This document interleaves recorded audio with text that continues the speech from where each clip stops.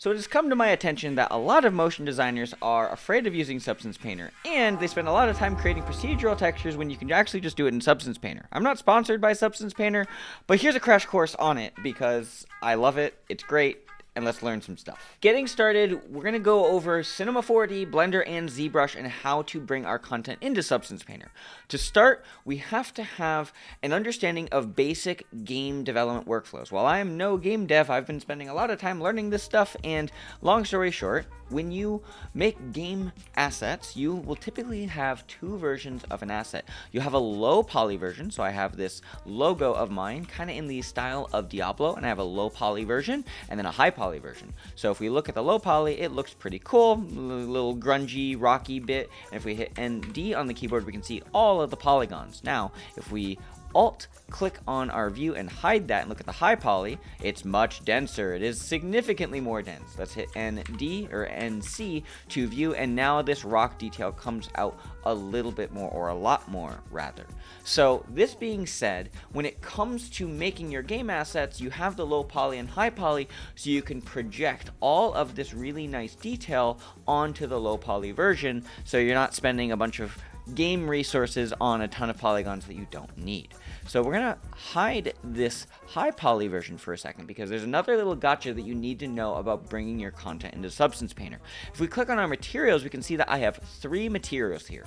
The first is the M_Jags Diablo. This is the main material, and then we have two other materials for the two different parts in our high poly model. So this high poly model, it's basically going to give us a material selection based on these new materials. So on the high poly version, if I go ahead and preview this really quick, this keyframe that we have in the center of my logo here is a separate object, but this color is going to help us create a alpha matte or a clipping mask for this object inside Substance Painter. So all that being said, if we want to do more advanced things, we can have our material selections for our high poly model, and you can do that with a lot of different techniques, but in Cinema4D, this is how I would do it. Now there's another big thing that you need to know. If I go to my UV edit tab in Cinema4D and I select my logo, these aren't the greatest UVs, but a lot of the time you don't need perfect UVs for Substance if you're just trying to bang something out quick, and you can get away with a lot if you understand what you're inputting into Substance. So these aren't necessarily perfect, but it's fine for this project. And if we look at these other UVs, hey, we have this other weird seam here, and if we go ahead and look at this model, we can see that we have our seams over these edges of our model here. Ideally, you want to have seams of your UV away from wherever the camera is looking. So I know that this angle of my shot is going to be mostly front because it's the logo, so I don't have any seams here, but if I wanted to get another shot here, well, we might get a little bit, but there's ways we can adapt with that later. However, if you have a single object and a single material for that object, we need to make sure that none of these UVs overlap. So what we're going to do here is we're going to do something called packing our UVs. We're going to hold Control A, and we're going to select all of our UVs in the UV Edit tab in the UV Packing menu down here. We're going to click on Geometric, Rasterize, Bounding Box, whatever ends up working for our project. I'm going to uncheck Preserve Orientation. I really just want to be able to fit all of these polygons within this square UV tile, and I don't really care how it orients them, just as long as it fits and there's nothing overlapping. Let's hit apply, and because this is a pretty dense mesh, this may take a second, so let's just let it go for a moment. 2,000 years later. So after about 10 seconds, this is what it spit out, and I also had equalize island size on, so it tried to get all of the polygons to fit within this tile and equalize all the size. I could do a better job at packing this a little bit more if I wanted to, but for the sake of this tutorial, we're just going to go with this. Now to export this content from Cinema4D, here's what you're going to do. You're going to select your low poly stuff. You're going to go back to your standard mode. We're going to zoom out and make sure that we're only choosing our selection for this first one. We're going to go to Export Selected, go to FBX, and we're going to save this somewhere on our computer. I'll just put this in a new folder under my FBX. We'll call this Tut Diablo. Sure. Like so. and we need to make sure that this version is called low, and the casing is important for Substance Painter. I don't care, Cinema4D. The casing is important for Substance Painter because it's going to try and reference objects in the baking process so that it knows what's the high poly version and what's the low poly version. So make sure it's a lowercase low. Hit save. Now we're going to select everything up here, and remember, we're going to the file under our object viewer here and export selected object as. Same thing, export FBX. Making sure we're only choosing our selection. I will select the low, but then replace this with high. Just like that. Hit save. Now we could go to Substance, but I'm going to show you how to do this in Blender as well with a couple other little gotchas. So here's another version of my logo that I made for my reel, and this is inspired by World of Warcraft, and we have the same principles. We have our high poly version, which we're currently looking at right now, and if I turn off this collection, turn on the main one, here is the low poly version. Now in the Cinema4D workflow I just showed you is a more simple object, so I had a single material for everything. Now instead, for the Warcraft version, what I'm going to do is instead have a material for every single key part of this. So for the low poly version, I'm going to have a material for the planet outline. I'm going to have a material for this circle outline or stone, because I know this is going to be a stone texture. For this type right here, this is going to have its own material, and then for the keyframe, that's also going to have its own material. Now when we have a single material for each of our objects inside our 3D software, we don't need to worry about overlapping UVs. So let's go to my UV edit tab in Blender, and if I go ahead and select one of these objects in the low portion and then hit A, I have this stone and it's filling up most of the UV tile. If I hold Control and click on another thing, these ones are still packed, but I am not going to worry about that right here. Packed being there's nothing overlapping. Maybe it's overlapping a little bit, but still, this is one of those things where the type, I want to have as much texture density as possible, so I have a single material for just the type.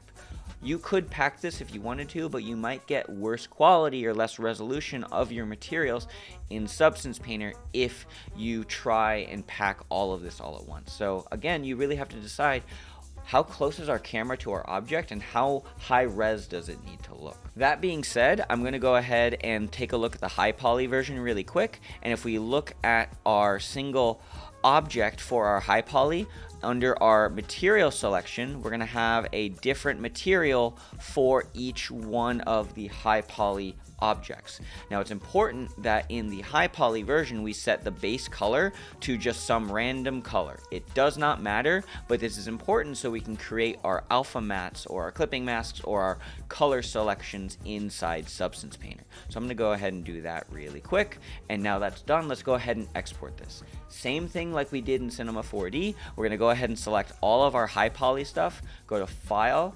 Export, FBX, and then we're going to save this somewhere on our computer.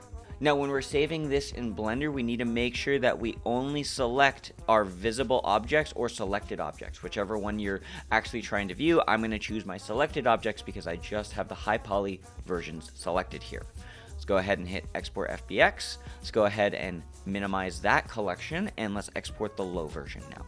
Select everything, File, Export, FBX, select that just so we can copy the naming case, and then go to low and make sure that we have selected objects selected. Export FBX. Awesome. Let's jump over to ZBrush and I'll show you how to do this really quick. Now this version of my logo is more inspired by StarCraft, and this is just the low poly version, but the reason why you might do something in ZBrush is so then I could hit Control D a couple times and add a ton of polygons, and now I can go ahead and add some sort of detail to this. So I can find an alpha brush, maybe just brush in some weird things here, create some cool details, and now I'm good with that. So from here, what we would do is I would go to my Z plugin, and then I will hit this button right here to dock this menu, and then I'm going to navigate to my FBX exporter. So first thing what I'm going to do is I'm going to hit Shift D a couple times, and that's going to bring me to the lowest poly version of this logo. And then I'm going to make sure I have my options turned on. I'm going to turn off export polygroups as mats. I'm not worried about that right now, but just wanted to make make sure you knew if you're trying to do your color selection stuff, you could turn your export polygroups on. From here, I'm going to export this, and I'm going to save this into cut_starcraft. Cool. And I will name this accordingly, low. And then I will hit D a couple times, just so that we're getting the high poly version. And then I will go to export and go to the high poly version. And now we have those two versions saved. But before we leave ZBrush, I need you to be aware of one thing. You need to make sure that there are UVs on your project or on your sculpt. So you have to go into either the UV master tab and create your UVs. We're not going to cover that today. Or you could go to your UV map tab, and let's go to the lowest subdivision version of our model, and let's go ahead and hit morph UV. We can see that we're going to get our UV map like so. We're getting some weird error right there, but I'm not worried about that for this tutorial. So all that being said, this is what you would do in ZBrush. You'd still do the same process of your low poly, high poly, and now we can bring this into Substance Painter. So let's go over there. But before I do that, I also do need to mention one more little gotcha that a lot of 3D artists make mistakes on, and I definitely made this mistake. When I first started trying to do my low poly, high poly versions, I would sometimes get an error where my normals were flipped, or rather the polygon isn't facing the correct way. So if I am in my polygon selection mode in Cinema 4D and I hit Control A, I can see that all these are, what is it, yellow? I'm colorblind. But if I hit UR, that is going to flip the normals, and if our normals in Cinema 4D are blue or facing this way, that is incorrect, and Substance will not be happy with this, so let's make sure that it is green. You can also double check this by going to Mode. You can go to your view settings and then go to our polygon normals, which is this checkbox, and now we're going to get this line pointing outwards, indicating that this polygon is facing outwards. So in Blender, if we go ahead and look at our model here, I can go to my layout mode, and under this menu we have face orientation. In Blender, your face orientation for outwards is blue, and if I go ahead and select this object, hit tab, and then hit Alt-N, and then recalculate inside, it's going to turn red. We do not want this. This is an inward facing polygon, so that is incorrect. You can also go to undo. You can go to this menu right here and click on your normals, and now we're going to get this line facing outward just like in Cinema 4D, and it's really long right now, so let's just make it really tiny. So now we have our outward facing polygons. Okay, that's all the little gotchas that you need to know for basic exporting into Substance. So let's finally go to Substance Painter. So when you open up Substance Painter for the first time, you get a little dialog box. Just close it, and this is what you're looking at. This is probably just going to be really confusing, but you basically have all of your materials over here. The first thing we're going to do is try and import a model. You can go to File, New, and import something, but what I am going to do is just take the models that I saved on my computer and just drop one in. We're going to start with the Warcraft one because it's my favorite personally. We have our low poly version and our high poly version. We need to take the low poly version and drop it into the empty view space, and we're going to get this menu window. It's asking us, this is the project that we want to make, and by default in the latest versions of Substance as of June 2024 at the time of this recording, this is the template that comes with it, and this is what I start with 90% of the time. When it comes to our document resolution, I use 4K because it's always going to look great, and I don't check anything else. There are more advanced things. We're not going to cover that here. We're just pulling in this low FBX. We're not going to do any auto unwrapping because we did all of our unwrapping in Cinema 4D, Blender, ZBrush, etc. Click OK, and now we're going to see our object in Substance Painter. Now let me give you a quick tour. If we hold Alt and click right outside of our model, or just anywhere, we can rotate around our object. If we're holding Alt still and we middle mouse button, we can pan, and if we hold Alt and right click, we can zoom in and out. If we hit the F1 key, we're going to get two views, and these two views is going to be our UV map and our model here on the left side. If we hit F2, it's just going to be our model. If we hit F3, it's going to be just the UV map. F4 is, I don't know what F4 does, but if we hit F5, it's going to be a standard perspective, or a dynamic perspective. Is kind of emulating a camera lens. And if we hit F6, we're going to get an orthographic view, as in there's as little distortion or no distortion as possible. I typically work in the F1 mode, but it really depends on your preferences, basically. Now, if we look on the left hand side, we have all these types of materials here. We also have smart materials, which we'll cover very shortly, and then we also have our textures. So the textures that we had for this Warcraft logo, we have 4 different textures for this object, or 3 different textures. This one ends up being combined. And now we also have our layers, and we can think about Substance Painter like Photoshop. So we can go ahead and add a paint bucket layer. It's going to add a white layer around this one spot, and then for the stone, let's go ahead and set that to red. Now it's red. Awesome. Let's go ahead and hit F1 and F5, so we're back into that camera perspective view.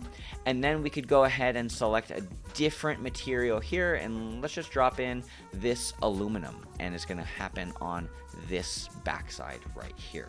Now, when I dropped in this aluminum, instead of getting a single layer, we get a folder, and this folder has multiple layers of different effects happening to this model. Below the layer stack, we have a bunch of different properties of how we're creating our material. So in Cinema4D, Blender, we can do different types of projections of our material on our object. So right now we're doing UV, so it's honoring the 2D space of this UV map on the right side, but we could also set this to triplanar, and now it's going to give us a 3D projection of the material in 3D space. Below all of this is a bunch of other different sliders and options we can add. And when it comes to creating textures for our 3D objects, we have a bunch of different maps. We have our color, which is going to be the color of our map. We could go ahead and add more color to this by turning this on, and for this material, it's actually applying the color now. We could add our height, roughness, etc. To quickly demonstrate that, we can add a fill layer here, and we can just go ahead and delete the below layer, so now we have just this one color, and we can go ahead and make it more rough, so it's going to be less reflective or less rough, and now it's going to be reflecting to the light in your scene. And if you hold shift and right click, we can pan this light around and see how it's going to affect our model. So all that being said, that's the quick rundown of a lot of these menus that you're looking at. There's certainly a lot we could cover here, but I want to show you one of my favorite parts about Substance Painter, and that's baking. So if we click on the little croissant button right here, we have this window that's basically telling us, hey, we can add more information of this based on the facing of the polygon. We can get our normal, curvature, a lot of different aspects of our model based on how this was made.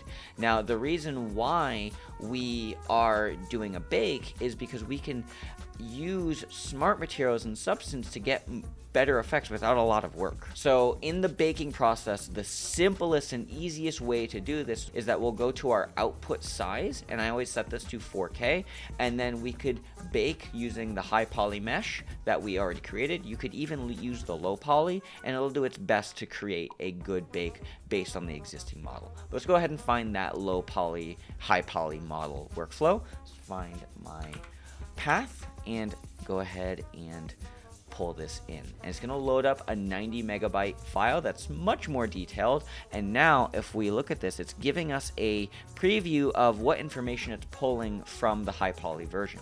Now you can increase and decrease this cage, and if it's dark or red or gross, we don't want that, so we want to make sure that we're just outside of that. A lot of the time I don't even change this slider.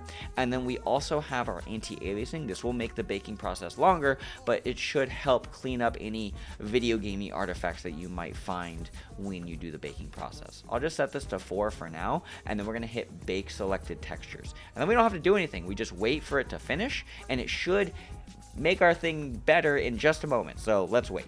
So with that baking process done, we can go ahead and click back on the paintbrush here, and now we have a much more detailed model without a lot of work, because it's looking at the high poly version and trying to find all of that rock detail, and it basically brought it all in, and now we can go ahead and create the textures that we need.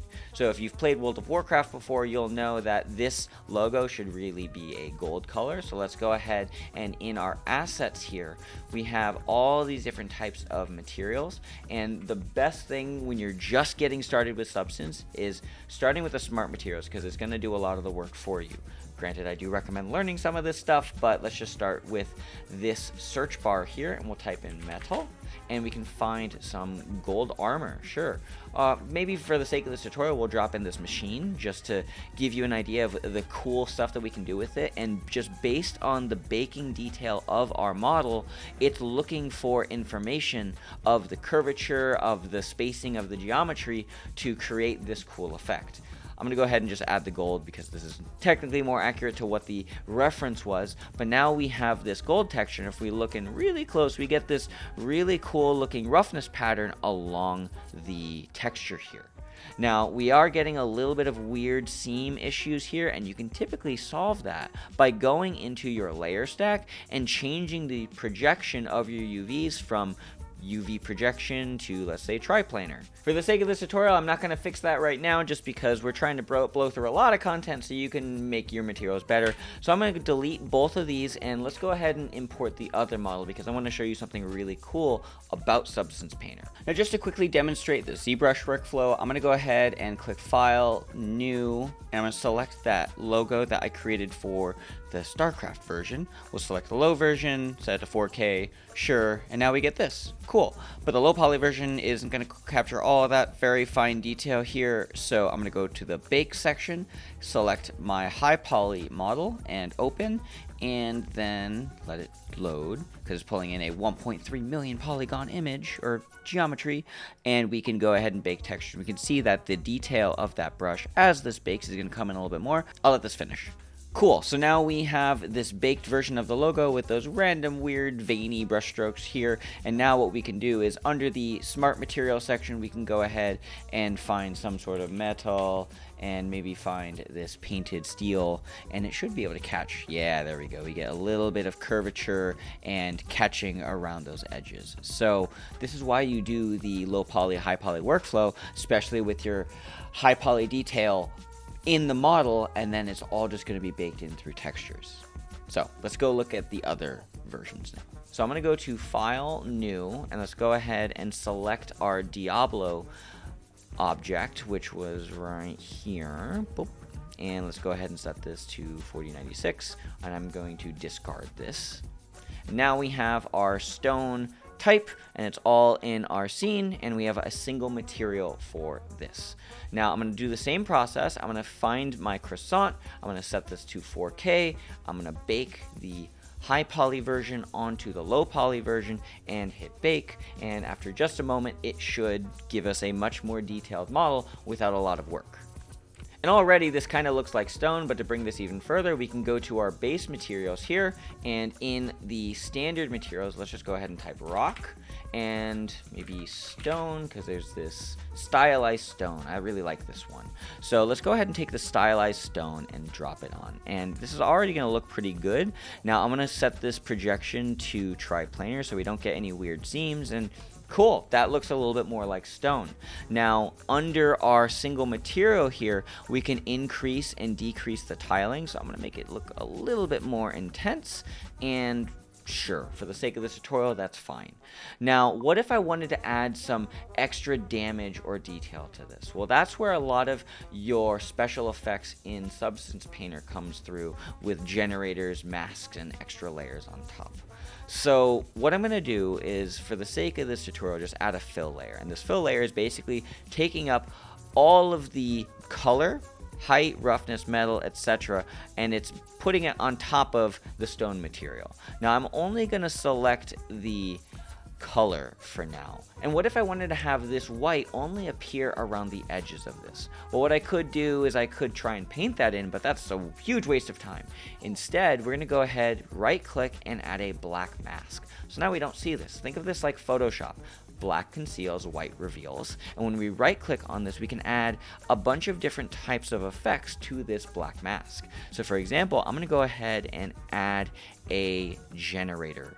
And under this generator, it's going to basically take all that baking information. Remember that croissant that we did earlier? We're going to go ahead and use that information to create our effects. So the most commonly used one is going to be the metal edgeware. And if we drop in this metal edgeware, it's going to find the edges of our model and apply that color only in that one spot. And it's not just limited to color. We can go into that fill layer that we just made and maybe set this roughness to, let's say, just max value, or we could set it to a lower value. So now the way this the light will hit those one sections is going to be incredibly shiny versus everything else will be very matte. And again, if we go into that metal edgeware layer, so we click on the mask and then click on the generator of that mask, we can go ahead and add some grunge and we can really dress it up even more. We can add a scale to it, make that grunge even larger or smaller, or we can increase or decrease that wear level, increase the contrast, decrease the contrast, etc. And it's not just limited to metal edgeware. We could also set this to like a dirt layer, and instead it's gonna, instead of finding all of the edges, it's gonna apply this dirt into nooks and crannies of our model, and we can either decrease or increase that dirt, and now we're getting it just closer to these spots. We can add more grunge, less grunge. So now if we have less grunge and we increase the dirt level, we're getting only in those tight spots right there. And it's certainly very shiny because the roughness of that one of this fill layer is super low. But I could just increase that and invert that. So now it's going to be super matte. Now the reason why we did the high poly, low poly with different materials in Cinema4D or Blender or ZBrush is, let's just go ahead and add a new fill layer on top, and this fill layer will add another black mask again, but this fill layer, instead of adding a generator, we can go ahead and add a color selection. And under this color picker here, we can see that those materials that I made in Cinema4D, Blender, etc., it's obeying those materials from the high poly. So I can go ahead and select this. So now this fill layer is only affecting the keyframe, like so. And from this, I could go ahead and set this color to like a black, for example, and it can have its own set of effects under this. And it's not just limited to your layer. What if you wanted to have multiple effects on one object, where you can hit Control G on the keyboard, Control G, and now we have this under a folder. We can go ahead and hit Control Alt C on this black mask and then Control Alt V on that folder, and now this black mask is only affecting the folder, and then we can delete this black mask below the folder because it's already applied to the folder itself. So now we can add even more effects on top of this single effect and just turn off the folder if we wanted to go back to our original state. Now, if you'll notice of this Diablo texture here that we have a single material. So if I wanted to export this, this would come out as a single set of texture maps. Now, the last thing I want to show you is some of the ways in which you can think of this like Photoshop to help blend some of your materials. So let's go back to this fill layer, and we have this dirty grunginess happening over the top. And the reason why I wanted to show you this is, what if I only wanted this dirt to appear in different sections? Well, what we can do is under this dirt layer, or rather on top, we can go to a right click on it and add a paint layer. And this paint layer is going to basically be a driver for this material. So I can hit the X button, and this is going to give us a black material to paint on, and now I can go ahead and start painting away that one material. I can paint away the dirt, and you could get really creative with this. You can also go into the opacity of that paint layer here and say only have it happen in certain spots, and really just be artistic and paint with it. But again, if you are a Cinema4D or Blender user, you like proceduralism, and I also understand. I'm lazy sometimes. So instead of having to paint stuff, what if we could do it procedurally? Well, what we can do is right click, and instead of adding a paint layer, we can add a fill layer, and this paint is going to add a grayscale layer on top of everything. So now it's basically hiding all that dirt that we have. I'm going to set this to a different color so we can see it a little bit easier. So now it's going to be more red, but under this mask, this fill layer, we can go ahead and set this to some sort of noise. Let's say, how about this smudges noise? Sure. We'll find something else. Let's type in grunge, and let's go with that for now. So now this grunge layer is being applied over the UV, or this tile of our material, and we can go ahead and increase the tiling, decrease the tiling, and make sure we turn on the layer. So now we have our grunge happening over it. But the problem is it's just applying the material by default. But if we go to that blending mode and set this to multiply, any value that is set to white, it'll apply the material below it. And any value that's set to black will turn off that material. So that's basically what multiply does, because a value of white is 1 and a value of black is 0.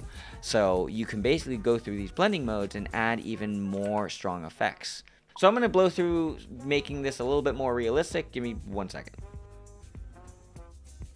So after about 10 minutes, I just used the basic materials that come in Substance Painter, and what I came up with was this stylized stone as the very bottom layer. Then on top of that, I put some clay material that is in the presets here, and I'm using a dirt generator under that to add a little bit of dirt in the nooks and crannies of this logo. Then I have a second layer here, and this second layer is going to create a little bit of metal edgeware around all of it, and I'm just using the default settings.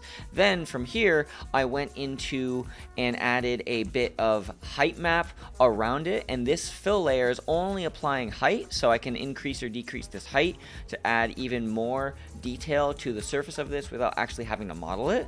And then in the final layer, I added some scratches, because a lot of motion designers just love adding scratches to their renders.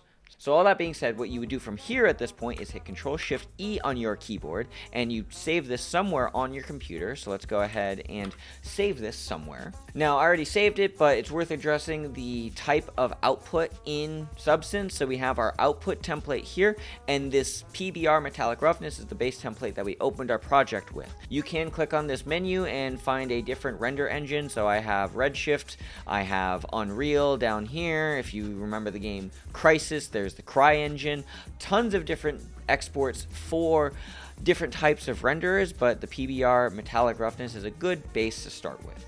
That being said, what we can do is go to our list of exports menu, and we can see that it already exported. I'm going to open up my output directory, and now let's go over to Cinema4D and bring this together. So I'm in Cinema, and all you have to do now at this point is go into your materials, and we will find my default material. Let's go ahead and maximize this window and import all the textures that we just made. I have the folder right here. I will select everything and drop it into the empty node space, and I'm going to ignore saving copies of files because we like to save hard drive space. From here, we will take our basic node, so I'll just connect all these nodes together right now. 6.5 hours later. After about a minute, we have all of our nodes connected, and we can go ahead and minimize this window, and now we have a low-res preview of our thing. But if we go to our Redshift render view, turn on the Redshift render view after we dock it, and it's very dark, so let's go ahead and add some more light. Let there be light. And now we have our object in our scene that's more textured, and we didn't have to spend a bunch of time trying to create some crazy node tree for all of these things, because Substance has a lot of stuff that comes with it already. Now for the Blender workflow, what I do is I will go to my edit and preferences and add-ons, and I will call up the Node Wrangler. I make sure I have this plugin enabled, Node Wrangler, so then when I select my material in Blender, I can hit Control-Shift-T, and I can find my material set, and it'll automatically set up the nodes for me. I have the textures right here, so I'm going to go ahead and just select all of them and load it, and after just a very brief second, it loads up the thing, and basically that's the entire workflow that I use from 3D, Blender, Cinema4D, ZBrush, etc., to Substance Painter back into whatever 3D software I'm using for my project. It even works for Unreal, and this is what I recommend for a lot of people using Unreal for the very first time when it comes to creating really high quality models, because this is what game devs use. And I made this tutorial because I have a bunch of people asking me like, hey Jax, how do you make your models and stuff? And I was like, this is what I figured out. This is what I've been learning. I hope you learned something. This is basically all of that. I hope you enjoyed this crash course of Substance Painter. I tried to cram this into a lot. I know this one is a super long one, but I hope this video was helpful. If it was, let me know in the comment section down below. Questions, comments, concerns, whatever else, comment section is down there for that as well. And I'll leave you with the final tip, and that is eat 1 gram of protein per pound of body weight, and you make some gains. Goodbye, my friends. Bye.